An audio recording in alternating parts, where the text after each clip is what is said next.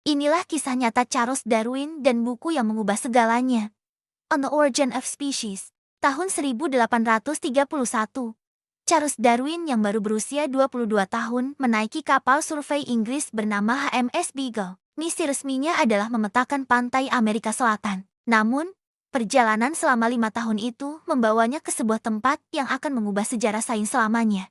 Kepulauan Galapagos. Di sana, Darwin melihat sesuatu yang aneh. Burung-burung finch di setiap pulau ternyata punya bentuk paruh yang berbeda-beda. Ada yang besar untuk memecah biji keras. Ada yang kecil seperti pinset untuk mengambil serangga.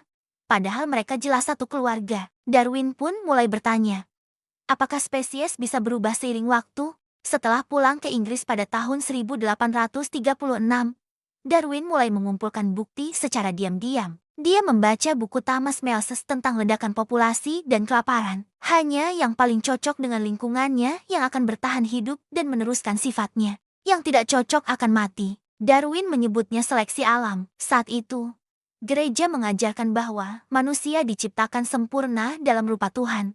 Sementara Darwin mengatakan bahwa manusia dan kera punya nenek moyang yang sama. Ini adalah ide yang sangat mengerikan bagi orang-orang di tahun 1800-an. Selama 20 tahun, Darwin diam. Dia hanya menceritakan teorinya kepada segelintir teman ilmuwan. Sampai pada tahun 1858,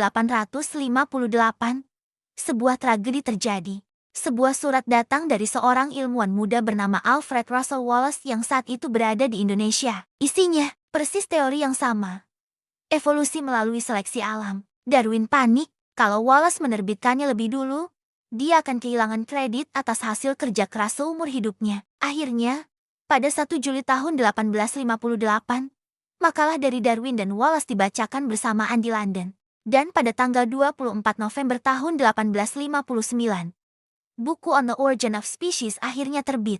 Hanya dicetak 1250 eksemplar, dan langsung habis terjual pada hari itu juga. Dunia marah, ada yang bilang Darwin telah menghina Tuhan. Ada pula yang sampai mengancam nyawanya, tapi para ilmuwan mulai setuju. Bukti dari fosil, embriologi, dan distribusi spesies terlalu kuat untuk diabaikan. Darwin meninggal pada tahun 1882 dan dimakamkan di Westminster Abbey, sebuah penghormatan tertinggi di Inggris. Teorinya bukanlah sebuah akhir, melainkan sebuah awal. Hari ini, evolusi adalah salah satu fakta sains yang paling terbukti di dunia, menjadi dasar dari biologi modern, kedokteran, dan pemahaman kita tentang kehidupan.